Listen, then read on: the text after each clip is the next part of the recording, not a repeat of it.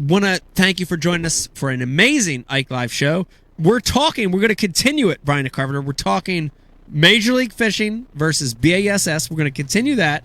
A little bit later in the show, in this segment, we've got Andy Morgan, the GOAT, recent winner of the MLF tour event on the Chick, joining us a little later via Skype.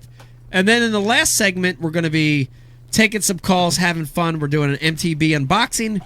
We're doing a Primal Urge Foods unboxing. We're also doing a TH Marine product review, and we got some giveaways in that last segment. I want to continue the talk. Let me just ask you guys. Let me go around the room here and get some real talk. Charles, start with you. Yeah. You've been a spectator of what's been going on. Give us your opinion. What you've seen so far at the halfway point, Major League Fishing BASS. I think the coverage is pretty amazing. You know, it's the coverage of Bass or MLF or both.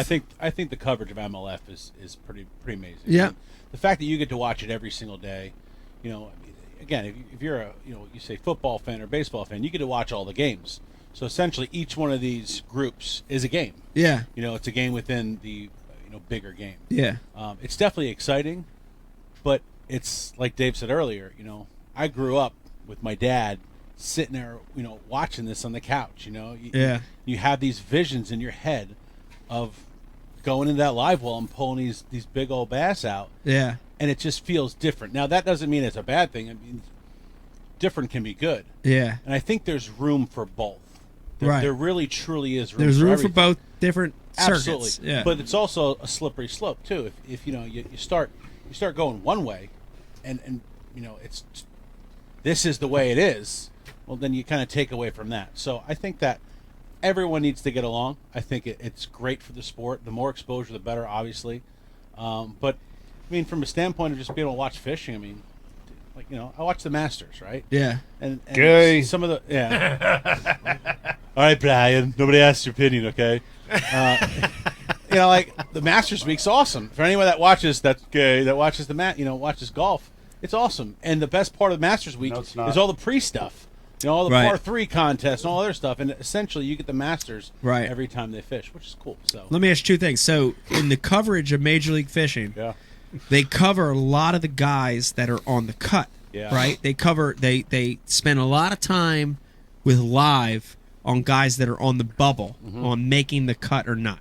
Not necessarily the guys that are for sure in, but the guys that are, they're in 21st, 22nd, they're right on the bubble. That's got to make Mark Jeffries completely happy because he loves those. What do you think about that? B-listers. I mean, I think it needs to be a little bit of everything because anyone can make a change at any minute. I mean, like Cliff Crochet put up 60-something pounds in an hour. Yeah. I would have loved to watch that. Yeah. Wow.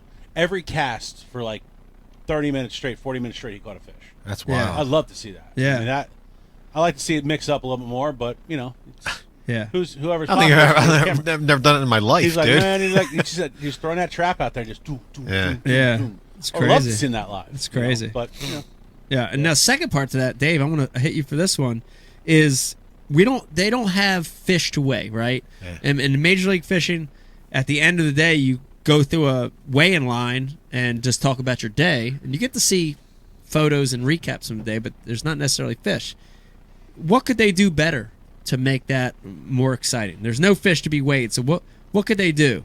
Do you have? I mean, is that something you look at and you said, is there something they could do to make it more? I think while you're trying to bridge that gap, right, between the way we all came up, maybe say what his 5 best fish would have been. Right. I don't know. I don't know. Maybe bring in the biggest one, kind of like one Texas, fish. Bring in one fish. One big fish. Your biggest fish? Nope. Throw them all back. Throw them all back, Brian DeCarpenter says. Okay. It's my opinion. Yeah. Right, Brian.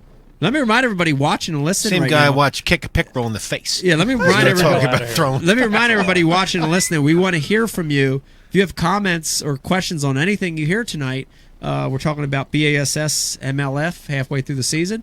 Hit us up on the IM. Also, we're going to put a phone number up a little bit later. We want to hear from you. Brian? Yeah, we got a caller on the line. We do. All right, let's see. We've got caller calling in. Who we got? Caller, what's your name? Where you call from? Who is this? Hank Cherry. Hank! What's up, Mike? Hank Cherry. How you doing, man? Good, man. I'm on vacation in Orlando. Yes. Where are you doing the Disney thing, or are you just chilling, or what you doing? My kids are here at Disney for the first time. Wow. Good for you, man. That's awesome. Nice Easter holiday vacation. I like it. Yeah, we planned it for a while, and they've been having a big time. By the way, let me start by saying good job this season so far. I definitely watched a lot of your fishing at Hartwell. It was very exciting. It's very, very. I felt like I was in the boat with you. It's very nice. But I felt safer, like you couldn't hook me with a jerkbait. You know what I mean? Those fish down there can be the most aggravating things to chase around, especially when they're on the bed. It was driving me nuts. I love it. I love it. So let me start with this. Let me not start with controversy. Let me start with what's the feeling at Bass right now? I've been removed. We're about halfway through the season, a little less. What's the feeling at Bass? What's the energy level? Does it feel the same to you as it's felt in the past 3 or 4 seasons, or does it feel different? I've been asked this question a lot, and it's different, but it's a lot the same. There's a lot of new faces. Of course, I am still friends with a lot of the faces that are gone, but the new mix that's got in there, it's kind of everybody's kind of bonded. We still go at it. Everybody's learning everybody's little quirks, and the way the new regime, I guess, is running things, and the new plan around weigh-ins, tournaments like this, that, and the other. But overall, I'd have to say it's been a very positive momentum moving forward. That's awesome. I can tell you again, I want to remind everybody watching too that I'm fishing Major League Fishing. I'm not fishing bass, but at the end of the day, I'm a fan of the sport. I love the sport. I have since I was 12 years old, and I still like watching bass. You know what I mean? Like when we don't have a tournament, I watch live all the time. I watch bass. I follow it. I follow you guys. From my end, it's exciting. I'm having a good time watching. Oh yeah, it's definitely a good time to be a fan of the sport. I mean, y'all have had 4? I think Edwin's won, Jordan's won. Yeah, my good buddy Prozik's won, the Goat won. Right now, I guess if you're a fan of fishing and wanting to watch everything, at this age of technology, you can watch about whatever you want when you want to watch it. And that's a great point, and I do want to bring that up. We've been hitting on some of the negatives tonight, but what Hank just said is a big positive. There is more content today, right now, than there's ever been. There's more opportunities for a fan to watch fishing than there's ever been. And there's also more opportunities as a young angler to get involved in the sport, right? You can't deny those two things, right? Agreed. Oh no, definitely. Yeah, we've got the Bass Live, we've got the Bass Mix, you've got the kids fishing all the way from high school now to college is just blowing up across the atmosphere. Actually, before we came down here, I worked the kids fishing tournament at home. It was for the Bass Monkey Academy, and terrible day to be out there fishing, wind blowing, cold, and here they are, kids from 9 to 17 years old come to fish this tournament. I was pretty amazed. That's awesome. All right, now Hank, I'm just going to go ahead and ask you, and this is Ike Live, and you can't lie. That's the number one rule on the show. I got you. I'm just going to go ahead and ask you. So, what is it like at a bass meeting right now? Like, pre-tournament meeting. Does Tripp get up there, or Bruce, or Chase, or any of those guys? They get up there, and is there? Do you talk about MLF? Do you bash MLF? Do you not even recognize MLF, and you just keep doing your own thing? How is Tripp pretty much? He gets up there, he gives our spew, off limits, goes down the rules, read the sheets. Mercer does his, introduction of all the champions and points leaders, this, that, and the other. Chase is very, very active at most of the events he's there. Wow. He's kind of lurking around, which is a big difference from lurking. Yeah. Past. That is a big difference, yeah. Well, it is. You can tell that there's definitely being more attention to detail paid towards the angler side of everything. Wow. Hank, what's it like at the meetings when all the big mouths jumped over to MLF? Is it nice and quiet over there now? Well, in those meetings, the goal most of the time, unless there was some spot that was going to be really risky to go fish or some bridge was going to be off limits, the meetings usually were pretty calm and quiet. Now, actually, we probably have more questions now just by anglers wanting to clarify things. Yeah. Everybody trying to assert their position in the hierarchy, man. Assert. Yeah. Assert. The other one I want to talk about is, we just had Gerald Spohr on, and one of the big topics he brought up was the anglers at MLF having a say, having a little bit of control, having a little bit of a push toward the organization on what happens. What's changed, Hank, in the last 6 months at Bass? Have you guys had, or do you guys have more of a say? Do you have a little bit? Do you feel like you have a little bit more control of your own destiny, or what's the feeling on that at Bass right now? Well, I think we have a lot more control. We have an angler board with people to go to, not necessarily the anglers, but we have people that work within the organization of Bass, where we can pick up the phone at any time, voice our opinions or problems and get it taken care of. And I think they've really handled that problem from the past very, very well. And to y'all's point, I understand that in the beginning, because like I said, I have friends that are over there with y'all that have talked about that. But if the shoes I'm sitting in now, I'm not talking any names, we're not getting any, but a certain email that went out kind of crushed the idea of y'all having any kind of say-so. Yeah, well, let's just talk about that. I know what you're talking about, and we don't have to mention any names. But let's talk about it, because I think you're talking about. You're referring to the email that went out that said Major League Fishing anglers could not participate in the Bassmaster Classic. Yeah. Okay. Yeah. Tell me. We'll go and say that before the question comes up. Yeah. Tell me about that. You know me well enough. If the role was reversed, and you called me and said, "Look, hey, we both are with Berkeley and Abu. I need you to be at our thing." You know I'm coming. Right. Because in the long run, it has nothing to do with my personal feelings about anybody else in any organization. It's about the fans and the kids. Right. It's about the fans. Yeah. It's about new fishermen, and it's also about your relationship with Abu and Berkeley, right? Because you're an employee of Abu and Berkeley, right?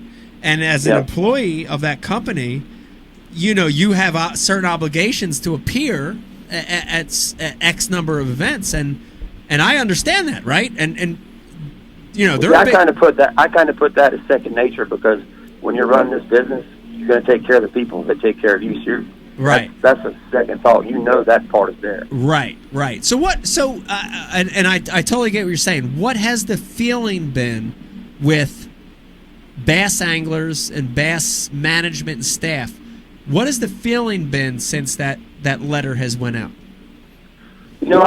I've heard from people all over. I haven't really talked to a lot of the Bass employees. I think the timing, but them announcing the 50th Classic in Gunnersville and all that. I don't really think they're paying too much attention to that. I think they're trying to stay on their line, stay on their path for the vision that they have for the company. Yeah. And we're working towards a common goal. Hey, Hank, it's Dave here. Do you worry about Bass retaliating by saying, like, hey, you guys can't hang around with MILFs or anything like that? MILFs? MLF? I don't know. If the MLF guys can't go to Bass, then the Bass guys can't roll around with MILFs all over the place, Damn it. I guess that would be one way to look at it. How'd you react to that? I love to hang around MILFs.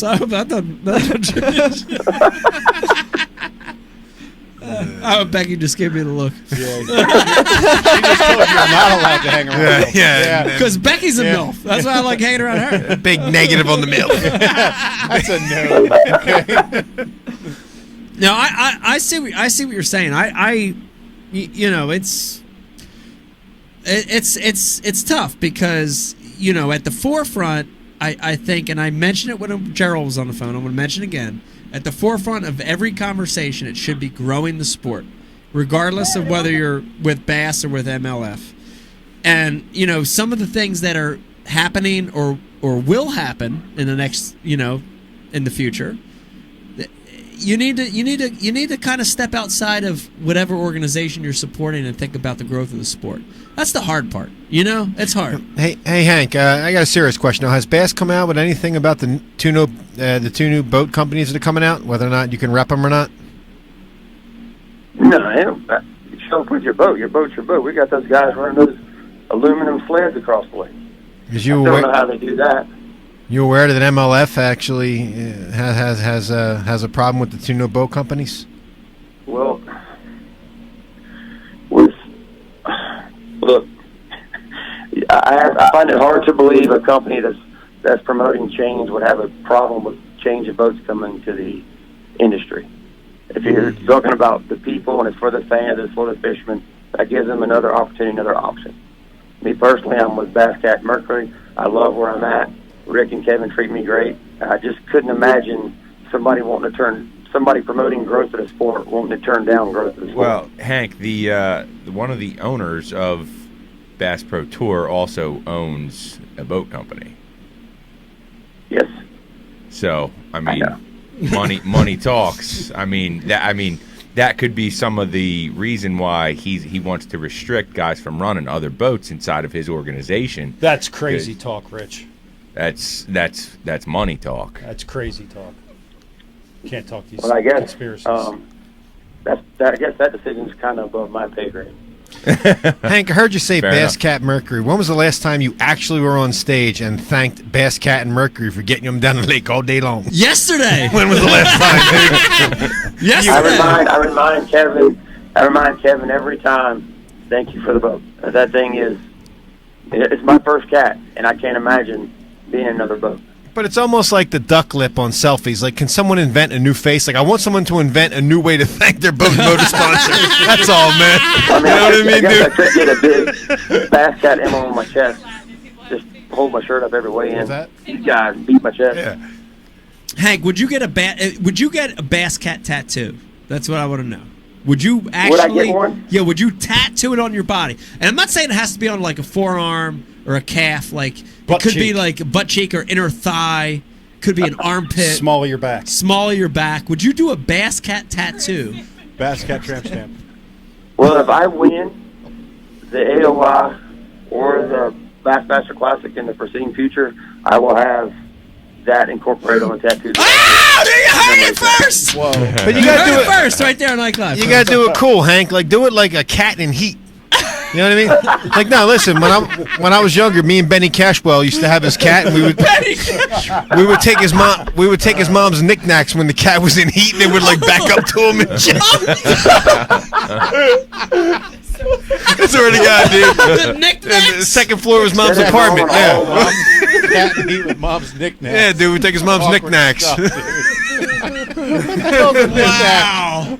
Oh my gosh! Who asked what a knick-knack is? Freaking knickknacks. A knick-knack, like a little tiny statue. Like Mike has a couple knickknacks. Knickknacks. A tchotchke. A tchotchke. You've never seen knick-knack. spies like us, so don't laugh at me.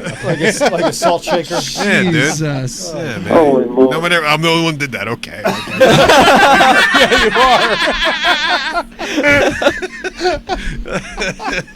Oh my god. Oh my God. Founders. It's terrible. Shouts to founders. Again, Hank, let me throw this one at you. We're gonna take an IM. I'll throw this one at you. And we're gonna take some IMs. What is the biggest negative, in your opinion, of Major League Fishing right now? What's the biggest negative? The biggest negative. Get in there. It's from the promotion of the organization. Okay. Yeah. I think that's my biggest. I think that's my biggest negative. I think when one thing is preached and then one thing is done, contradictory statements. Right. It's just not a. You know what I mean? It's just the way it is. And I understand business is business, this, that, and the other. But when you promote no smoke and mirrors, and then all of a sudden smoke and mirrors appear, there's a problem. Right. And anywhere there's smoke, there's a fire. Gotcha. Okay, Riz, give us some IMs. I know you're backed up. Give us some IMs for so Hank, one of the things that has been talked about on our show several times, and it's also coming up tonight on the IM board, is the opportunity for the doors that are opening for some of the young guys on the bass side of things, since a lot of the household names may have gone over to MLF. Who are some of the young guys that you think are going to stand out and really shine on the bass side of things this year? Oh, hold on. Before Hank answers, let me just throw one in the hat. Patrick Walters. Because I got to meet Patrick. Yeah, we interviewed him at the class. Yeah, very, very nice young man, Yep. very talented. Yeah.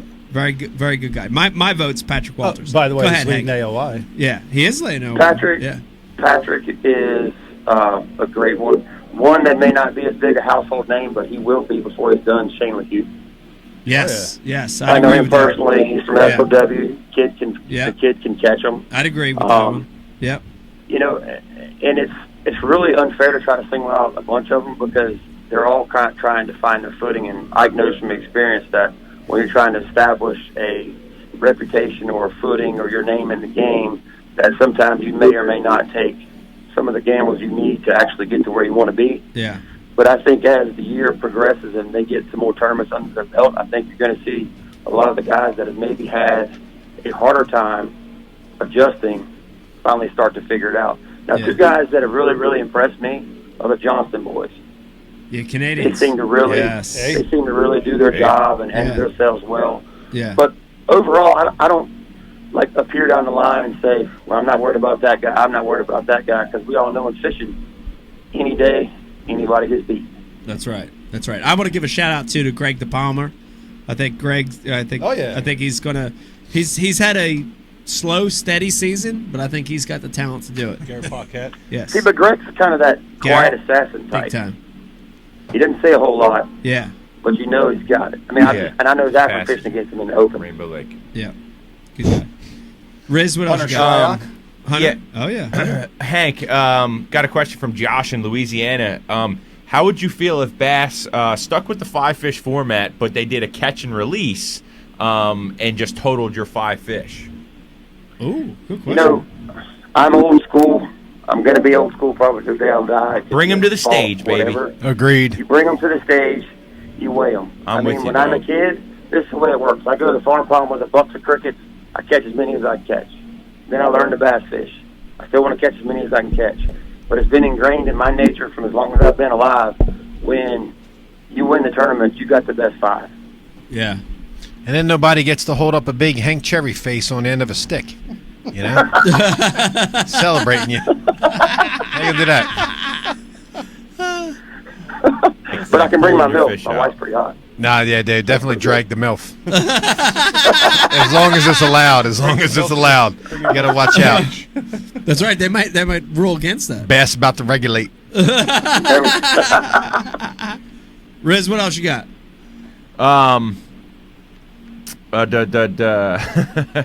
Oh yeah, duh. We got. So that was him laughing past one We that got he can't professional fish head chiming in. Shout out to Justin Kimmel. He said, Hank, you're a jerkbaitaholic, which means you catch a crap ton of bass on that bait. Do you think your game might be better suited on the other tour since you can catch numbers on your favorite bait? Ooh, that's a good question. Yeah, it's suited. I don't know does that matter. I think the one impressive thing that I will give to the guys that are over there fishing is they had to really remold their trans thinking.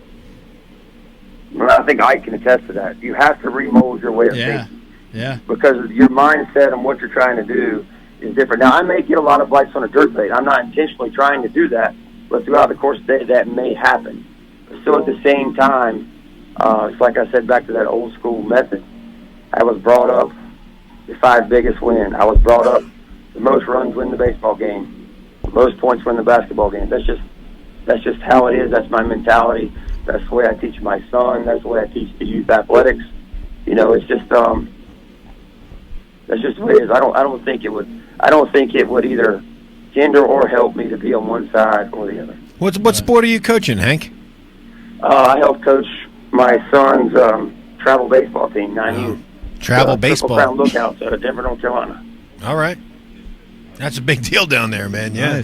Nice. Yeah. Yeah, he's really into it, and you know, with our schedules and stuff, it's tough. So I can just be there when I can be there. I get to miss a lot, but I get to see a lot. I get to help him with his swing or help out at practice, ground balls, work the catchers out. whatever. It's just fun. I enjoy his excitement and being around those kids and watch how much they improve from month to month. That's awesome. That's awesome. Well, Hank, I appreciate you calling in. It was very, very, very, very, very refreshing to hear from you, to hear from an angle from Bass, to get your opinion. And I value your opinion, and I value your ideals about what's going on. And I wish you luck, man. You're having a great season. Keep it going, man. I hope you get to Guntersville and kick some ass. If I could just get either wicked day 1 out of the way or wicked day 2 out of the way and quit digging holes to start out with, it'd be a lot easier. I hear you. Hank Cherry, everybody. Good luck, Hank. Thanks, guys. Thanks, buddy. Thanks, Hank. Yep. You to me. Man, that was great. That was a great opinion. Have it from somebody from the other side. We had Gerald Spohr, Yeah. an MLF guy that's committed to Major League Fishing. We had Hank Cherry, that's committed to bass. And the great thing about what I heard is I heard differences, but I also heard some commonalities, which to me, that's what I'm focusing on. I'm focusing on the commonalities. I heard both those guys are drinking the Kool-Aid from both organizations, just to say it frankly. And I heard commonalities about growing the sport, about about making bass fishing better. That's positive. That's positive to me. Yeah, the commonality that I took from it was that both agreed that Zona would lose to Stone in all darts, horseshoes, and fist fighting. That's right. Zona, if you're listening right now, I know Z listens to a lot of our shows. If you're listening and you want to comment on anything that you're hearing here tonight, feel free to call in. We'll take your call. I'm sure. Well, no, I'm sure we will. Zona commercial shamed me a couple shows back. Told me I sucked. Told me I should stick to jokes. This is the same guy that put that piece of shit out there. I always tie one on. Like he's gonna tell me I suck. Like, get out of here, man. That commercial alone. Get mad now. Yeah, but think about But that. hold on, that commercial alone was like goddamn made Brad Pitt's "What's in the Box" look like Kevin Costner at the end of JFK when he was doing his closing arguments. All right, you gonna talk about me? Hello there. All right. Dude, here's the thing. And I'll be honest. I'll just, Send that to Mark. dude, I've been holding back most of the show because I have to. That was good, Dave. But I will let it out right now. I'm glad you said that. Dude, can you imagine what those guys do? But imagine this. Think of the scenario on that, dude. Think of the scenario on that. Those guys, Kevin and Z and Shaw and whoever else, dude, they're handed a script. Those Strike King guys handed them a script. Dude, those Strike King guys, they ain't using no agency that's doing real commercials and stuff. This is a Strike King dude that's I don't even want to say it. I found the line more intriguing in goddamn Sling Blade. Ain't no gas in it. All right, goddamn it. I was more but you bought gotta into feel that. bad for Zona and Kevin. They're handing a script and they're like, here's our commercial. Here's what you gotta say. Hey. And they're like, I gotta tie one on. I tied one on. That's my line. Like, can you imagine that shit? And the tag end of Kevin's knot was like 3 feet long on that. Like, and listen to me. If anybody's, hold on a second. If anybody's watching from Strike King right now, if anybody's watching from Strike King upper management, go to an advertising agency. Go to a marketing agency. Don't make that shit up. Y'all don't know how to do a commercial. That's ridiculous. Boss lady. Don't make Zona say something like that. We're bringing in the reinforcements here. I can get in there. Get a hold of it. No deals with What the hell? The Popo just arrived. Let's move. I'm just saying. Regulate. You should put Warren G. Regulate on. Here she is. You Dude, know, that would I be- appreciate let that you me- have an opinion. No, I no. don't know if the world is ever ready for your opinions. They are because ready. They take them to such extreme Dude, let levels. me give you an analogy. That would be like Dave Brodzik creating an algorithm on a computer. Dave knows nothing about that shit. Dave knows a lot about sawdust. He knows a lot about shipping and receiving. He And doesn't know knickknacks. shit He's got about the an knickknacks. algorithm. Snacks with hot cats. I'm gonna tell you something right now. I will spreadsheet the shit out of about 4 out of 5 people in this goddamn room right now, dude. Shit. What do you You want can to know? definitely beat Eric in a spreadsheet. I can tell you that. I'll tell you right now. I will Spreadsheet. maybe not rich, but I will chop them to a piece. Yeah. All right. Shit, Brian the Carpenter still uses a freaking spiral notebook. Brian's spreadsheet is I know, like because it's in my shop. Yeah. I'm giving it back to you tonight. You have my notebook? Yeah, it says Logan on it and all that shit. It's your notebook. You stole it from your I son. left it there. No, he stole it from his son. Oh, did you steal it from Well, your if it says Logan. Hold on. Irregardless, that's my damn notebook. Yeah, know you how- left your You know how notebook much here. stress that's caused me? How many jobs are in that notebook? That cost me like an extra 2 weeks of work Wow. going back to jobs doing estimates the second time around. Half You that had- notebook is Logan's love notes to some broad. My kid's squared away. He ain't fooling around. What's wrong with love notes? I ain't worried about that. All right, so anyway, let me If, get if back. Vegas could write, he'd write Let me love get back to notes. the main point. If you're an exec from Strike King, Lose, Oh, jeez. I know you're all Don't do it, combined. Mike. Go hire a professional when you're doing your commercials. That's ridiculous. That's all it is. We got the goat on, Mike. Okay. So whenever you're That's ready. ridiculous. Oh, we do. Okay, this is a great segue, and I'm excited, Dave, because Segue. it's a great segue. Great segue to From the watch. worst They're commercial slamming. to the best angle. Yeah, From the they're worst slamming commercials to the Strike best King. angle in the world. I'm Love excited. I got to compete last week at the MLF event down there at the Chick in Tennessee. It was amazing. This is a guy, we've had him on the show before. So excited to have him back. You know him from dominating FLW. You know him from being the best flipper in the world. We've got him back on Ike Live. I want to introduce the one and only Andy Morgan, the GOAT. Andy Morgan, everybody. Andy, how you doing tonight?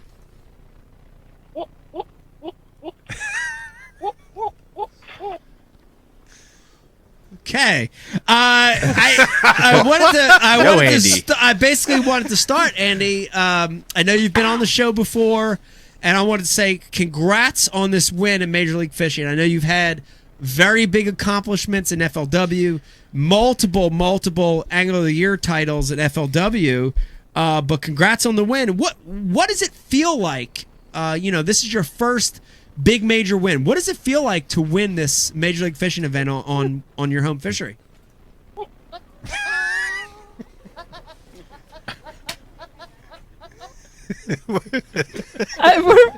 It's a go. Is it a chicken? I got that part, but Oh man. Okay. Not sure I totally understand. Now, Andy, I know you've had a Is lot anyone of still watching? appearances. When you win a tournament like this, it's a big event. It's a big deal, and we know, Brian the Carpenter, we know that you've been on a lot of other podcasts. You've been on Mark Jeffries. You've been on Bass Talk Live. You're going to be on what's the other one? Straightcast coming up. Fear of fishing. You've been on Fear of Fishing, probably. You've been on a lot of other podcasts. But I want to know, tell me some of the key baits and techniques you used last week on Chick to win the tournament.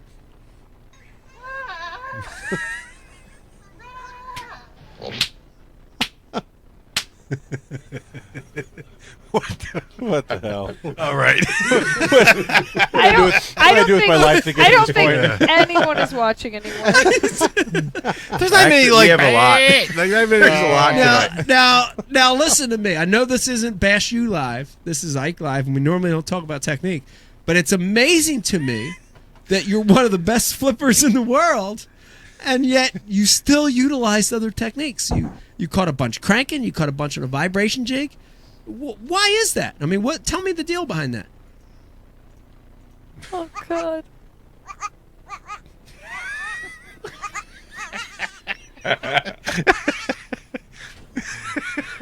And there go the ratings. Between the end of the last segment and the start of this one. Oh man. Now I'd be remiss if I didn't ask this. We had a ton of Why IMs. do you carry on? We've had a ton of What IMs is coming wrong through with tonight. you? And other anglers in this sport have been known as the GOAT. I know Kevin Van Dam. You've heard Gerald Swindle. You've heard Skeet Reese. All have the acronym the GOAT. I've actually seen a few come through every once in a while that I was the GOAT, but you are the true GOAT. What does that title mean to you, being the GOAT, the actual GOAT?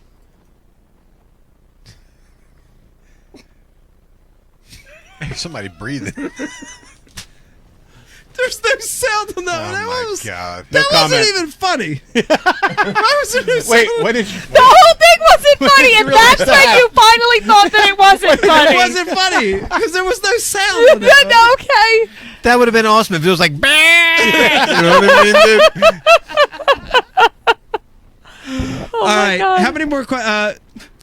How many more I questions? think we're One more good. question. I think we're good. All right, Andy, we'd have to ask you this. We've had this topic the whole night.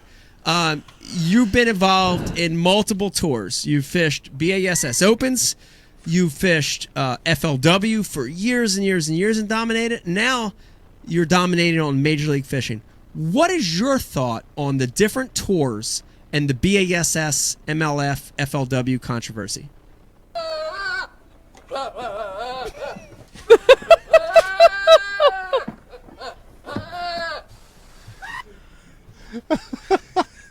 Okay.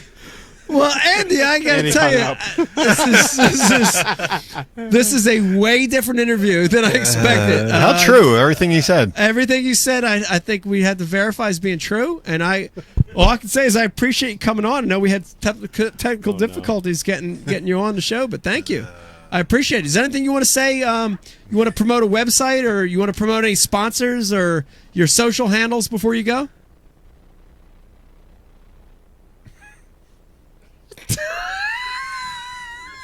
Perfect. No sound again. That's awesome. Great job, Eric. God.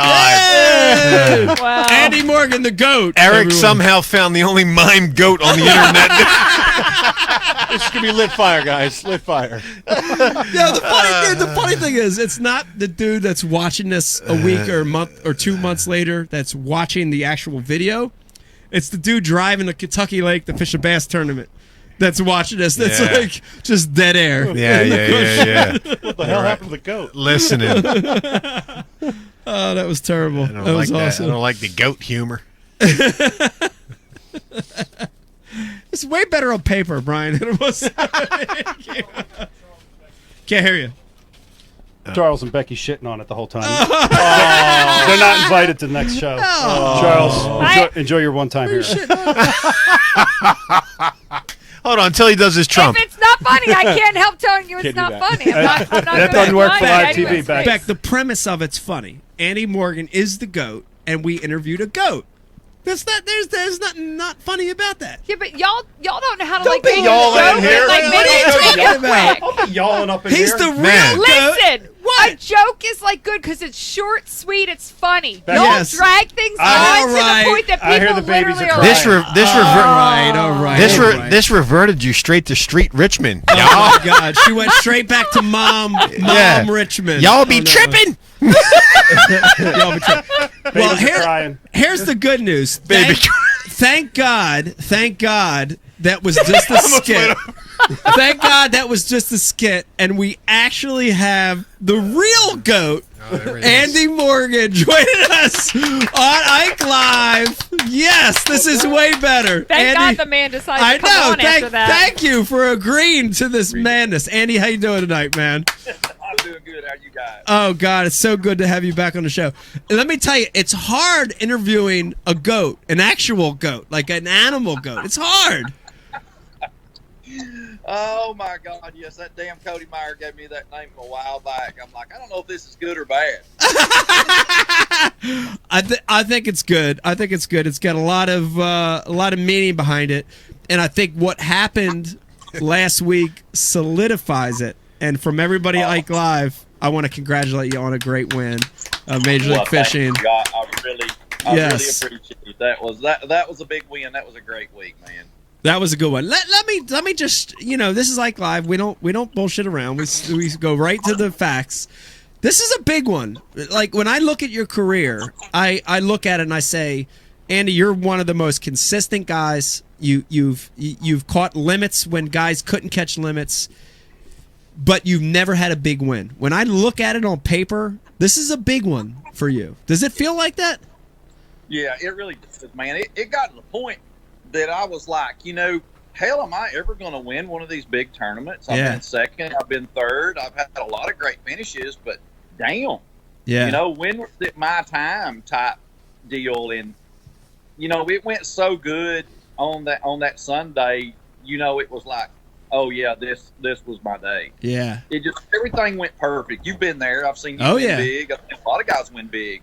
And when it goes, you're like, oh my God, you're like, you can't be stopped. Yeah. It was like, you know, it was a great feeling. Now, hell, I'm not young. I'm 47 years old. So you get to the point you're thinking, oh my goodness, am I going to have another chance to win an event? Yeah. You're an old guy. Get Like, another chance to win, and it finally happens. I mean, yeah. Great feeling. Yeah, you're an old guy like me. Let me ask you this. And we've talked Brian Carpenter. How many times have we mentioned this on the show? Let me get your opinion on it. When it's meant to be, it's meant to be. I don't care if you take it from a religious standpoint or philosophical. Do you believe that? Because I do. I do. I really do. It's just like you can't stop it. And when I got up that morning and everything was really lined up, I'm like, you know, man, I've really got a legitimate shot to actually win today. Yeah. And it started coming together like from the beginning, like from the first cast that morning. It was like, man, it's like it felt like it meant to be. I never had a nervous moment all day long. I just put my head down and fished till time ran out, and everything went perfect. And you know how odd that is. Oh, yeah. Yeah. Now, I want to jump right to the second obvious thing that jumps out, which is you beat the hometown jinx. That's a very, very hard thing to do. In my opinion, it's been 50-50 over the last, say, 10 or 12 years, right? You've seen 50% of the time guys dominate, and the other 50, you see guys struggle. And in this event, look at some of the other names that struggled. Really jumps out at you. Wesley Schrader, Michael Neal. He made a top 10, so he didn't really struggle, but he ended up 10th. John Murray, Ott the Foe. So many really amazing anglers that struggled with the hometown jinx, the home lake jinx. Yeah, and Mike, it beat me the first day. The first day. I had 31 pounds. Yeah. But I had enough time and a big enough day to come back and kind of hurdle that and get over that hometown jinx. And but it beat me the first day. I had my timing all screwed up. I know where every inch of the lake. There's always a school of fish that you say, oh my God, I need to start here. This is a juice, and not stay on your consistent pattern. I think that drags a lot of people off. That gives you the hometown jinx. Is you've got too many places to go, and it's the grass is always greener type scenario. Well, what was that turning point? We probably have a bunch of people watching and listening right now that didn't watch live. What was the turning point that went from a bad start to dominating the event? Probably midway through the first day, I started down the lake in an area that I've caught a lot of fish, and I found a school in practice that was all right. I thought I could really catch 35 or 40 pounds off of it really quick, and it was one of those schools of fish that lies to you, and I knew the water had came up a foot and a half or whatever since that last day that I've got to practice. I was in Group B, so I had a day off there, but it was just a school of fish. It was a liar, basically. So I ran down and fished that, and I ran back up the lake. And when I ran back up the lake, the area that I usually always start in April, it was loaded with boats. It was loaded with locals. It was loaded with competitors. And I ran another 4 or 5 miles before I even stopped to have a place to fish. Wow. And of course, at that point, hell, you see the score tracker, it's going on. Yeah. And I ran up through there, and I'm like, oh, my God, what a mistake. This is hometown jinx. I've messed up. I've totally screwed up my time, and I should have been up here early on when the fish were biting. And the next day I said, that's not going to be the snake that bites me today. I'm going to start where I know to start.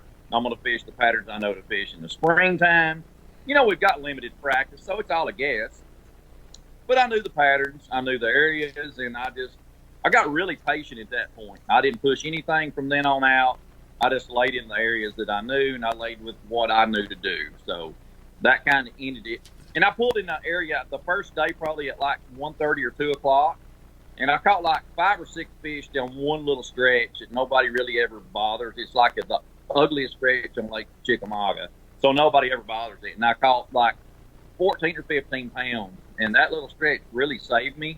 He gave me 31 or so for the day. Yeah. He gave me a chance to get into the finals. So yeah, got history from there. Wow, that's awesome. I want to switch gears real quick, and let me remind everybody too watching right now, if you've got a question for Andy. Hit us up on the IM. Hit us up on the phone line. I want to switch gears real quick, and then we're going to take some questions from IM. And I ask this of a lot of guys. Tell us about it. You're at the top of the sport. You're one of the best professional anglers alive right now. Is this something as a kid that did you know that you wanted to do this? Is this something as a youth in your teens? Did you know you were going to do this, or is this something that came later? Yeah, no, I knew it. I knew it early on when I was 13, 14, 15 years old. But that's what I wanted to do. I watched all these guys come up fish and fish the classics and fish everything that could be fished. And you got to look where I live. I mean, this is kind of Bass Central right here on Chickamauga, the Tennessee River. I'm right here in the center of a lot of really good fishing. So there was a lot of fishing going on. I fished as a kid with my dad in team tournaments, and we fished a lot of individual tournaments also. I won my first individual weight tournament when I was 15 out here on Chickamauga. So I kind of got rolling early, but I knew deep down that this is exactly what I wanted to do. I wanted to try to fish for a living. I wanted to try to, do as well as I could, and that's all I've ever done. That's all I've ever made any money at. I worked for my mom and dad at an electrical supply house, which they owned for a few years, but every dime that I had extra came from fishing. So I relied a lot on fishing just to try to make money, just to try to make a living. And really, that's all I've ever done. Awesome. Hell, I can't do anything else. That's awesome. Now, I want to jump to the IM questions. I got one more for you, though, and this is sticking with me, and it's unbelievable because I'm looking at you right now, and I see these giant freaking buck mounts in the back. Like, I know a lot of our fans that watch this show also hunt, and there's saliva all over the floor right now looking at all those mounts. They don't even care about the FLW trophies in the back. There's saliva on the floor looking at those deer. We know a guy here at the house named Bob Soley, real good friend that lives here in South Jersey. He is a way better hunter. He hunts better than he fishes, but it makes him an amazing fisherman. Tell me a little bit about that, because I know you have that too. I mentioned to you when you were on the show before, you're one of the guys that I consider a natural.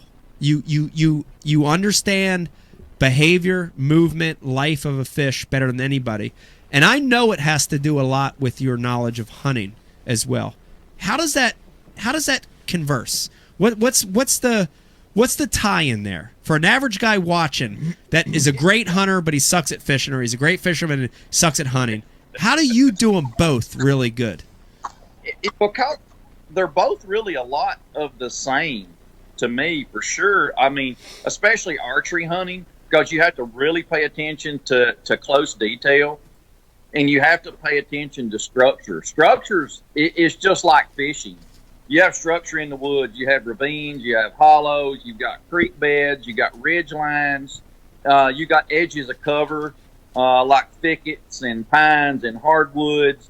I mean, it's got to do it. It's all about a pattern. Travel pattern. And it's just like fishing. And I don't know if Mike, you've ever hunted, but if you ever archery hunted, it would.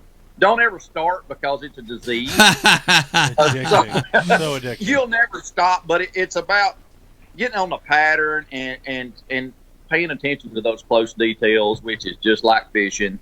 Once you figure out a little bit of pattern in fishing, what's going on, and you kind of dial everything in, that's exactly like archery hunting a whitetail or any big game. Wow. Once you feel that and you kind of taste that blood just a little bit, man, you can't stop. So it's just like another extension of fishing, kind of, to me. I mean, it rolls into hunting season, and you start another process, and you start paying attention to detail just in a different way, in a different species, obviously, with the deer and the bass. But man, it's all the same. It just kind of keeps everything rolling. And I'll be honest, it gives me some damn sanity. Yeah. After bass fishing stops, shit, you know what I'm talking about. Oh, yeah. I mean, at the end of season, I'm almost just like a damn wild man. Yeah. Hell, I've got to detox somehow. I've got to get away from it for a little while. but I kind of go into the same process with hunting, but really with no pressure. Yeah. You know, there's nobody looking over your shoulder. You're not having to worry about competing. You're not having to worry, and your ego does a lot of that too. You know, it kind of your ego's always chewing at you to do better. Everybody's looking at you, etc. And hunting just unminds you. All right, Riz. I know we're piled up. Let's give Andy some of the IMs coming through. Yeah, Andy, got a question from Boone in Texas. What are some of the bodies of water that you would like to see on the schedule next year for those multi-lake style events? The Tennessee River, from top to bottom, anywhere on there, I'd like to see. Fair enough. And Yankee Dave wants to know, are you a bait out of the package kind of guy, or do you like to alter your baits before you go fishing? I alter some stuff, but it's never very much. So I'm kind of, I guess, more or less out of the package guy. Andy, why do you think some of the older guys and the veterans like KVD and Swindle are having a tougher time in the MLF? Do you think they're still adjusting to the new format, or do you think it's something else? No, they're going to be back. I mean, it's one of these cycles. Everybody goes through a little bit of a cycle where you struggle to catch them from time to time, but you don't rule those guys out. Hell, they're not going anywhere. It's coming. One more. Blake in South Knoxville, Tennessee wants to know, how do you manage all your tackle and all your equipment when you're traveling? It seems like every pro has their own strategy to doing it. What's yours? Well, I mean, I try to get everything into boxes. I'm sponsored by Lure Lock, and I try to get everything into my organizational boxes. But a lot of times it just kind of ends up piled up here and there, and I go through it. Every couple of tournaments, I have to go through there and kind of pile everything back up, get it back into my boxes. But I'm not that most organized type guy when it comes to that. It'd probably be, I don't know, I guess some people may be surprised, but a lot of them would not that really know me. You look in my truck, there's stuff a little bit everywhere. So I'm not really that organized. I'm very simple, but really not that organized. Simple is good. And one more question is actually going to come from me and Charles. What kind of bow are you shooting, and what kind of broadhead? what kind of bow are you shooting, and what kind of broadheads are you slinging? And when can we come to your lease? Because we're packed up, ready to rock. I shoot a new breed archery bow. It's actually made in Alabama by some good buddies of mine. It's totally American made. It's the most custom line bow that you can buy. It comes custom to your specs, your draw length, your draw weight, your colors, whatever you want, they do. I've shot those for many years, and actually, I just shot this afternoon. After I talked to you guys earlier on, I actually shot a couple of awesome groups at 100 yards, so I was pretty tickled. I hadn't shot very much lately, so that was pretty cool. And broadheads, I shoot a Swacker. Oh, Hank Parker. You know, Hank owns Swacker, so he does. Wow. Yeah. Swacker. On fire, babe. Right. Now, hey, Andy, it's Dave. I don't know the difference between the bows you're talking about, but any better than Rich's Kmart bow and arrows that he's firing? Yeah. You better knock that a off. little bit better. All right. More quality there. Gotcha. Andy, I got a question from Hank. I'm a Hoyt Carbon Spider guy, Andy. From Hank Snow. What's a great bow? You got a question from Hank Snow on Facebook and Dave sitting next to Mike. Have you ever seen or heard of Bigfoot? Ever seen or heard of Bigfoot? Damn, I thought I had a couple of times. Them old late nights out there tracking deer. In these old windy pine tree nights here in East Tennessee, you hear some crazy stuff. That's right. These civilians don't know, Andy. Don't even try to talk to them. They're just going to make sport of us. Don't even. Ever have any run-ins with horny cats? Don't ask Dave about horny cats or knickknacks. You'll be in big trouble. Jagged knickknacks. Yeah, you'll be in big trouble. All right, here it goes. This is the highlight of this interview. You know you're on Ike Live show. The rule of the Ike Live rapid fire questions, and is you got to answer them truthfully. And here they go. You've got 5 coming at you, and here's number 1. And you are known as one of the best flippers in the world. If you had to name who is the best flipper alive, who would it be? Alive now? Yes. Oh shoot, I don't know who that would be. Probably I don't know, Swindle. Ooh. Swindle. Okay. Well, go, son. Gerald's. I mean, hey, we're all getting old, but Gerald's deadly accurate. Gerald's pretty sharp. Steel. Wow, that's a good answer. That actually leads to question number 2. You're friends with Gerald. You filmed a TV show with G a little bit. Give us one thing people don't know about Gerald Swindle. Of course, everybody knows Gerald is funny. 100% funny. But Gerald gets, I don't know, maybe buck fever from time to time. When those little big ones walk out, you know what I mean? He'll get a little buck fever, and then you hear some really good stories about old Gerald and some big bucks that walk out. Deer had a stroke, shot over the back. All right, question number 3. Andy, you're a great flipper, and you're pretty tall. If you were short, like, say, John Cruz or Mark Rose or Fletcher Shyrock, would you still be able to flip as good as you flip now? I think so. So it's eye-hand coordination. Hell, anybody can do it. You know, you got these eye-hand coordination, you can go. Okay, number 4. This is true and false. You're a guy that's known as an angler that fishes with a limited amount of tackle. Is it true you're sponsored by a brown paper bag? Tackle set. That's not true, but maybe I should be. Okay. Becky, if you know any companies that want to sponsor brown paper I'll bag. work on Becky's that. still here? Okay. Everything's plastic anymore on bags. All right, last and not least, question number 5. Please give us your best goat sound or goat imitation. There it goes!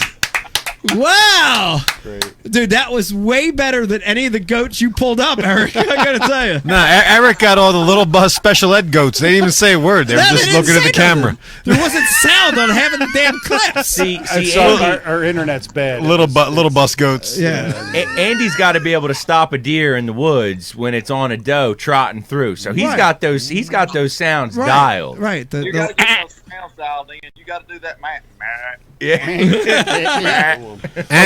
Andy heard a Sasquatch. Hold on, Usually Dave's wander got through the woods. Andy. Dave's got a goat story. What's my goat story? You know, you in the blanket. Remember your dream? Blanket. What? Oh, wow. You really want that one? That's a long one. I'll do it, but I mean, that's a long one. Can you do it? Or you're not All right, I'll Give bridge us a it. condensed version. Andy, did you watch the show 24 back when it was on and it was popular? I did. Every once in a while, I did see it. So you know it's a counterterrorism show. It's always Jack Bauer beating the bad guys last minute, right? So I'm Dude, gonna. this is good. So I was hard into this. Like I didn't get into it till about the 5th season, and my wife and I binge watched it. So we got caught up, but I was like really immersed in it. So I'm having this real lucid dream one night, right? And I was in the middle of this, man. Like it was the Russians, and they had a nuke, and they were going to blow it up on our soil, and I'm solving it, right? So I'm like. I'm laying on my stomach, and now this is what my wife's.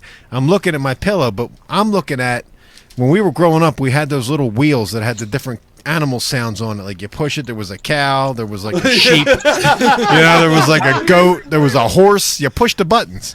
Well, the Russians had hid the code to the nuke in this goddamn machine, and I'm looking at it and I'm trying to solve it, and it's like it's very stressful. And now my wife now realizes I'm doing something, so she looks over and she's trying to wake me up. I'm asleep, but I'm solving the problem, right?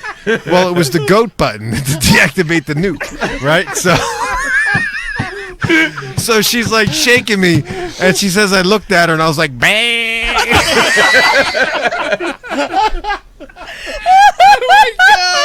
Yeah, dude. I shut him down, but I mean, like, No nukes. yeah, man. No, true story. Wow. Now I like to tie it. Sadly, that sounds so true. Yeah, no, it's real, man. It's for real, dude. Right in her face in the middle of the night. Yeah, like she said my tongue was like, Tongue was out. Wow. That's wild. Oh my God. yeah. That's crazy. Now, Eddie, before we let you go, I do have to ask you one last question. We've been talking about tonight a a lot of thoughts and comments about Major League Fishing versus BASS or FLW or the other circuits. Just give us a parting your thoughts on Major League Fishing versus what's happening in the sport right now and the direction of Major League Fishing. I think it's kind of it's rejuvenated the sport to me. Yeah. I mean, it breathed new life into me. As far as it's a new challenge, it's new rules, it's new places. I mean, man, I'm not going to say I was stale, but I was getting pretty close to stale. As far as I guess we all kind of needed a little bit of a new challenge, and it was more than anything, it's just fresh. As an angler, it's been a savior for me for sure. It's a hell of a lot of fun. It's a hell of a lot of fun as a competitor, and it's a hell of a lot of fun to watch. So I think in all, it's been a really big plus for bass fishing, in my opinion, 100%. I know that I super enjoy it. I said it on camera a ton this week that I'm actually really having a good time. I mean, I know a lot of people out there have kind of the same opinion. And Mike, I don't know about you, but it's obviously, I mean, hell, you've done good in every one of them pretty much. I mean, it's kind of gave us a new breath. Yeah, I'd agree. I mean, I like fishing patterns, and I like fishing the moment, and I like fishing for bites. And, yes. And that has really revived for me why I do it. Why I fish in general, and yes, and we off the cuff. And yep. Honest to God, as you get a little older and you get rolling into the organization, whatever you're fishing, at some point you kind of slow down and don't do as well. And sometimes you wonder am I actually really good at this? You know what I mean? Can I still do good? Yeah. And something like this comes along, and you got a little bit to prove. And it's all off the cuff, and everybody's kind of on an equal playing field and standing on level ground. You're like, all right, here's my chance. Am I any good? And you start catching a few, and man, it's just like, wow, I'm obviously pretty decent at it, and it's just, man, I don't know, it's just a new breath of life for me. Yeah. I'd agree with that, and I think it's got a lot of potential. I think it's got a big future ahead of it. So, man, Eddie, let me thank you. I know you've been on the show several times, and can't thank you enough for coming on again. And wanted to congratulate you on that win. I wanted to win bad, but I was happy to see you win, and I'll take a top 5 any day of the week. So, congratulations, Andy, and we'll see you. We'll see you in less than a week out of Smith Lake. Having me, and thank you for the congratulations. That's always a pleasure to be on. You got it. Andy Morgan, You're the man, everybody. Andy. The goat. Woo! We'll see you at your lease in October. Yeah. See you at the gate. Yeah. He's going to be there with the code. He's going to open that gate for you. Man. It's all done. Come on. I love it. You guys have your blue light special weapons. Oh, yeah. Kmart bow. Yeah. Fucking bow he made himself. Yeah. My ivory bow. Yeah. Ivory bow. Right, wasn't that the thing? That'd be an green ivory expensive ass bow if it was made of ivory. All right, Brian Carpenter, listen, we are going to take a break in a second, right? And we're going to actually be able to hear these commercials. Okay, you're going to hear these commercials. Listen to me. We're going to push the mute button. This right has been an amazing show. We've been talking MLF. We've been talking bass. We just talked to 2 goats, the actual goat and the real goat. I don't know who's the actual goat and the real one. You have to figure that out. But Act 3 in this next segment, Dave, we're going to be doing some amazing stuff. We're going to be doing MTB unboxing, Primal Urge food unboxing. Also going to be looking at TH product review of a nice call system they have out. But here's the big thing. Prizes and phone lines are coming in this next section. Don't we have a thing we're going to draw out of the bucket? We are. We're going to do a little bit of a facts trivia question. We're going to be pulling from the fishbowl. And the winners of these answers are going to be getting the Ike Live prize packs. It's going to be really good. A lot of great stuff. Hang in there with us when we come back. One more segment of Ike Live. I got a surprise for you. You gotta come out. I'm respooling my reels, baby. Oh, hush. Watch your step. Whoa, watch your step there. Come on. Keep them close. I got them close. No peeking. Hold my arm so tight. Oh, all right, ready? 1, 2, 3. Surprise! Oh, yes! Yes! Woo! Is everything I ever wanted? Oh, yes, yes. Wait, yes, yes. no. Thank you. Thank you. Oh. Yeah. Yeah. No, baby, go back. Look, look, look, look. Oh, oh, yes, yes. Yeah, but baby, look. I got you a boat. Mystery Tackle Box is the perfect gift for the fishing fanatic in your life. It's a monthly box filled with some of the most innovative fishing gear on the market, hand-selected by industry professionals. Check out all the different options available at mysterytacklebox.com. Hey everybody, Mike Iconelli here. I love fishing this time of the year. It's cold, it's winter, it's snowing. But if you want to prevent the buildup of ice, use Real Snot.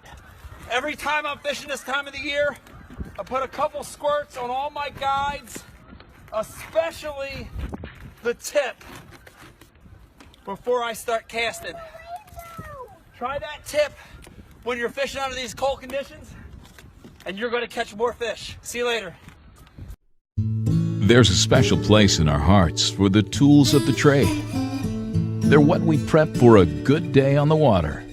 They're what we clean after a good day in the field. Flambeau's patented Z-Rust technology protects the gear of today from rust and corrosion. Z-Rust, for the performance of tomorrow. Preserve, perform, repeat.